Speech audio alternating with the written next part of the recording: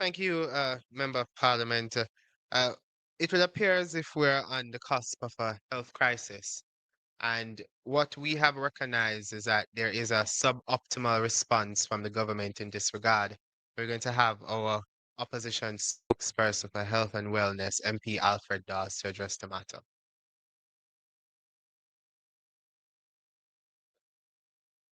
Thank you, Senator. Leader of the opposition, my colleague, members of parliament, journalists here, those who are tuning in, good morning. I also wish to greet those who are tuning in merely with the disgraceful intention of trying to distort what we say and to edit clips to present a false narrative to suit their own agenda. I greet those who have spent their lives playing politics to stop playing politics with people's lives. Today, I give you an update, having met with the technical team at the Ministry of Health, the minister himself, and being on the ground, conducting missions, meeting with persons who are actively involved in trying to improve and assess the health situation in the most badly affected Western parishes.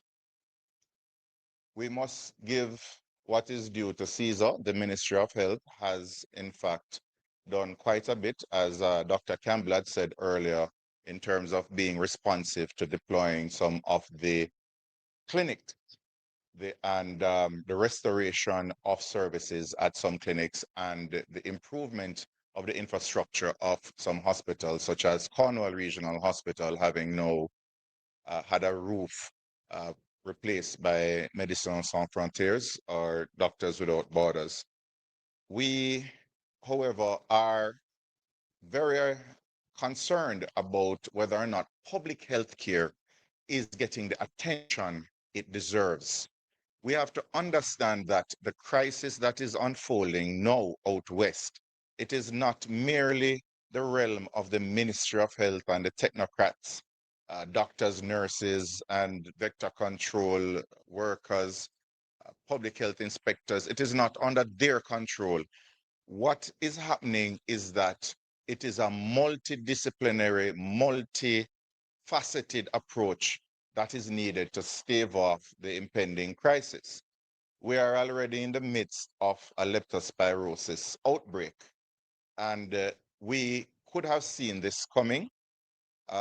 We ought to focus not only on trying to send out information to say avoid streams and water, avoid uh, rodents, but we ought to look at how we can address the environmental factors that are causing this outbreak. Garbage collection is an issue. It is piling up not just out west, but across the island. Even in my constituency, that was largely spared from the brunt of the hurricane. Water is an issue. We heard from the MPs that water is rising in some areas.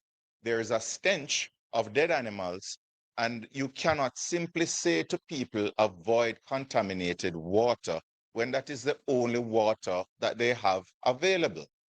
So we have to look at the cleanup, we have to look at the access, and it is this multimodal approach that we're going to have in tandem with the work of the Ministry of Health that is going to stave off a worsening of the leptospirosis outbreak, as well as try to mitigate, if not completely avoid, the threat of dengue and chickpea. When we speak about leptospirosis being an issue, it is a disease that is largely mild, but when it gets bad, it gets bad. And it can lead to death because of liver failure, bleeding out, renal failure. And therefore, early diagnosis and treatment is essential. Questioning the capacity of the Ministry of Health to adequately confirm cases of leptospirosis? Do we have the capacity locally to test for leptospirosis? Uh, what thoughts are being given to deploying rapid kits into affected areas where we can test for the antibodies that are elevated when you have an acute infection? Early testing helped in COVID, and anyone with a passing knowledge of medicine understands that the earlier you intervene in a disease, the better the outcome, as well as the less likelihood you will have long-term complications. So we need to be testing. To say that we have 11 cases of leptospirosis begs questions. Are we testing enough? Are we missing cases? And if we are faced with a national outbreak, uh, can we ramp up testing to have results back to see whether or not the case that we're dealing with in front of us as a physician is really leptospirosis or not? So we need that information from the Ministry of Health. And what are they saying about the use of rapid kits that can be made available at clinics and even with partnerships with private doctors, as well as distribution through volunteers who are going into the communities conducting medical missions. There are still critical shortages of basic medical supplies, manpower, and of course, functioning equipment, some of which would have been damaged during the passage of the hurricane. We know that there are patients who have lost medication because they do not have a fridge that is working, because they do not have a generator. And therefore, you have to be concerned about non-compliance as a result of these socioeconomic factors that are now more than ever playing a role in healthcare. We have gotten some complaints about the process to facilitate missions. There seems to be a lack of coordination on the ground, even if persons are fully registered and they have been listed as partners.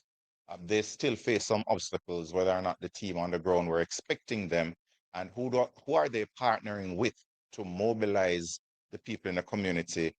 In many instances, if the members of parliament are not a part of the mission initially, they do not have the wherewithal to rapidly get out persons and mobilize them to take advantage of the free medical services. So again, this is an echo for partnership and not just trying to have hegemony over the relief efforts. And this includes the medical missions. Now, when we speak about the way forward, because this is not going, the situation that exists on the ground is not going away anytime soon. There are too many people who are homeless. There are too many people who are marginally living on the fringes of survival. And as a result of that, the conditions that exist for leptospirosis to continue and for dengue and chickpea to have outbreaks here, we're only 90 miles away from Cuba, and they have more people with leptospirosis, sorry, with dengue and chickpea than there are people living in Jamaica, over 3 million. The conditions exist and they will continue to exist for a while. So we have to plan accordingly. We cannot wait until we see a spike in cases and then we have a knee-jerk reaction. We must be able to anticipate that there will be an outbreak, there will be a spike, certain communities will be affected more likely than others, and we try to stave it off and put in mitigating measures. I don't believe lying on PAHO. Cuba is dealing with their own epidemics right now. They have best practices that, because of the relationship that we've had with Cuba for quite some time, they're willing to share with us. Let us call on the Cubans for help. They have a very good system where they look at the environmental factors. Is there a lot of garbage? Is there a lot of stagnant water? Is there increased rainfall in the area? All of which we know has been described happening out west. You look at these environmental factors, you look at the behavior of the people. Are they bathing in the rivers? Are they using exposed to contaminated water? You look at their access. Do they have access to healthcare, access to public education, to resources? If they get sick, they can report in or go to a hospital. And of course, you have to look at the history of the area. There are some places in Westmoreland that have a history of typhoid. Now, when you factor in all of these determinants that contribute towards an outbreak, you go in, you engage community leaders, you launch public education campaigns, you clean up the place, sanitize, ensure that you have adequate garbage collection, ensure that you have potable water, you treat breeding sites, you do fogging, get rid of the vectors, and then you may reach a point where you do not have a spike in cases. And that is real primary prevention. That is the basis of public health, which has been proven to work over 100 years now. So maybe 200 years from the cholera epidemic in England. So we want to entreaty those who are in charge of the, the disaster recovery to employ early warning systems for healthcare now, not just surveillance to say that you have spikes, but predicting the likely locations of outbreaks and intervening. And to do that, you must combine environmental data, behavioral patterns, historical um, outbreaks, and you must also ramp up testing capabilities, confirmation testing, as well as introducing rapid testing. And with that, we can have early intervention, the simple penicillin that can save lives in the case of leptospirosis, or the treatment of renal failure with fluids early out. Dengue, you identify when it has become the hemorrhagic fever where you're bleeding out, and have early intervention as well. And we must have a mechanism where you have real-time reporting of fever. If you have a fever, there must be a way for you to report that you have it so that you can get tested. Vector control has to be uh, augmented by private contractors, bringing in back the part-time workers, but the schedule for vector control cannot be such that communities, such as mine in Southeastern Catherine, basically have fogging once every 2 weeks at best, and we have 18 communities, and we are plagued with mosquitoes in Portmore. So we have to ramp up vector control immediately, and because garbage pileup leads rodent infestation, we have to ensure that garbage is being collected across the island in a timely manner. For communities where you cannot effectively solve the issue, especially if there's rising groundwater, evacuate the residents. Get them out of the conditions that are going to lead to respiratory illnesses, waterborne diseases, as well as those that are vector-borne. And of course, you have to, and this is echoing the call of all my colleagues, do not try to do it alone. Engage both sides of the political divide, engage community-based organizations, the church, community leaders, get everybody on board to identify the most vulnerable, to pinpoint the areas where you have to have a heightened presence.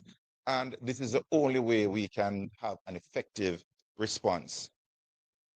We may have to consider looking at the distribution of mosquito nets and repellents to avoid persons who are living outdoors and in shelters getting bitten by mosquitoes.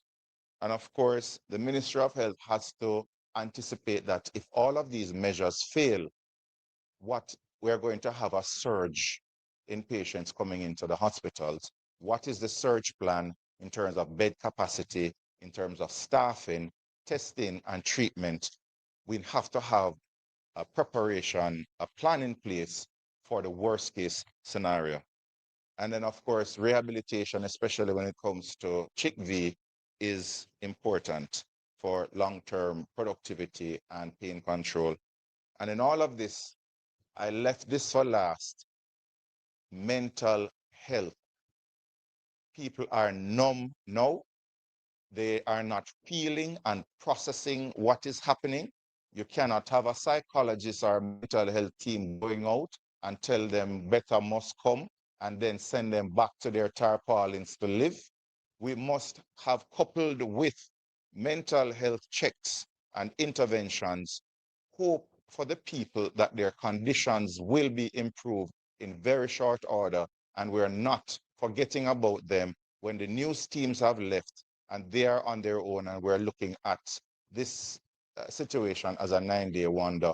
We must have interventions coupled with uh, the psychological effects, psychiatrists getting involved. All of this must be complemented by improvement, tangible improvement in their lives, so you give the people hope. This is where I leave it. This is what is happening on the ground. This is what we must prepare for. And if we don't prepare for it, we can have the expectations that we will pay for it in lives. Thank you. Thank you, MP Dawes. I'm going to invite the leader of the opposition to close out the presentations in this moment.